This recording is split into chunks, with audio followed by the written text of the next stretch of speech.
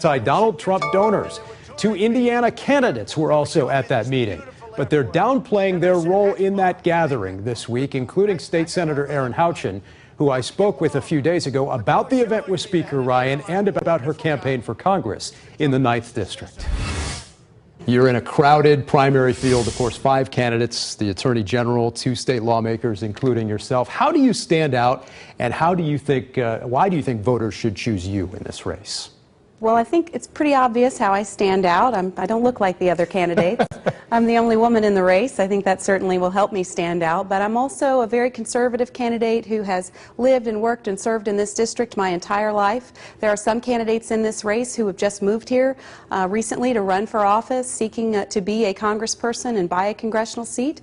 There's another candidate in this race who doesn't live in the district now and hasn't for about 40 years. So to differentiate myself, I've had private sector experience and public sector experience, and I'm going to take that and the skills that I've learned and take that all the way to Washington to represent the district. And those 2 big names in the race have really been attacking each other a lot in recent days. Greg Zeller and Trey Hollingsworth, who you just mentioned, he's a newcomer to politics, but he's been advertising an awful lot on TV. Are you concerned that his message is working on voters?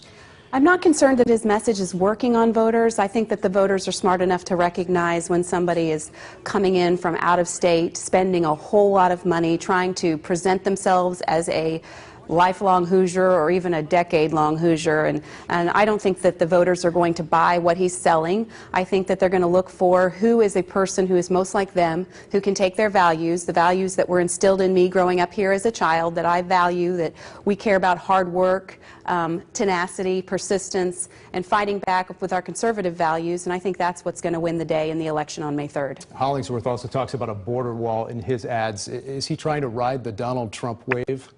I think he's certainly using a populist message. He's probably done polling, which has indicated why he's spending his resources in the way that he is. I'm focused on trying to create jobs for Hoosiers here, improving educational opportunities for the folks that live here.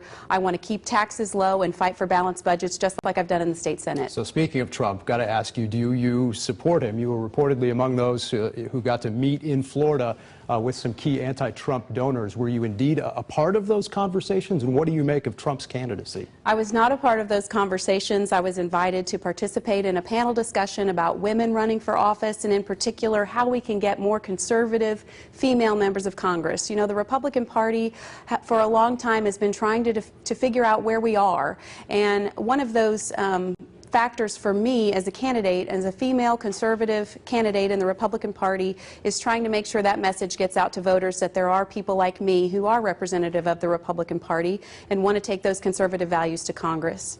Should people insinuate from your presence there that you would be distancing yourself from a Trump campaign if he's the nominee, or have you not made that decision yet? I don't think anyone should make that inference from my participation there. It was simply just to add to the discussion about Republican women, conservative women, being more active in the political process as a member of Congress. So would you support him if he was the nominee?